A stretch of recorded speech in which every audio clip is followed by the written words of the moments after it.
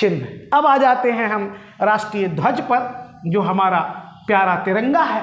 हमारा प्यारा तिरंगा, जिस तिरंगे में 3 रंग हैं, पिंगाली वेंकैया ने इसके कहते हैं आपके कॉन्सेप्ट को प्रस्तुत किया था। पिंगाली वेंकैया ने इसके विचार को प्रस्तुत किया था।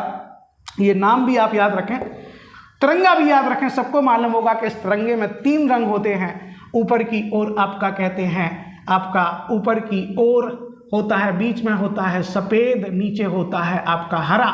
ऊपर केसरिया, बीच में सफ़ेद और नीचे आपका हरा रंग होता है, और बीच में होता है नीले रंग का चक्र, और जिसमें होती हैं 24 तीलियाँ। यहाँ भी चक्र में 24 तीलियाँ थी और यहाँ भी चक्र में 24 तीलियाँ रहेंगी। तो केसरिया, आपका सफ़ेद और हरा, ये 3 रंग रहेंगे, और ये कभी कभी एग्जाम में आ जाता है। और ये चक्र भी रहेगा और जिसमें 24 तीलियाँ रहेंगी। राष्ट्रीय ध्वज को स्वीकार कर लिया गया था संविधान सभा के द्वारा 22 जुलाई 1947 को। इसकी तिथि को भी दोस्तों बहुत अच्छे से याद रखना, 22 जुलाई 1947, क्योंकि ये बहुत पहले 22 जुलाई 1947 को इसको संविधान सभा के द्वारा स्वीकृत कर लिया गया था। और कहते हैं राष्ट्रीय ध्वज कांग्रेस के मंच पर सबसे पहले फहराया गया था 1929 के कांग्रेस के लाहौर अधिवेशन में, जहां अध्यक्ष थे पंडित जवाहरलाल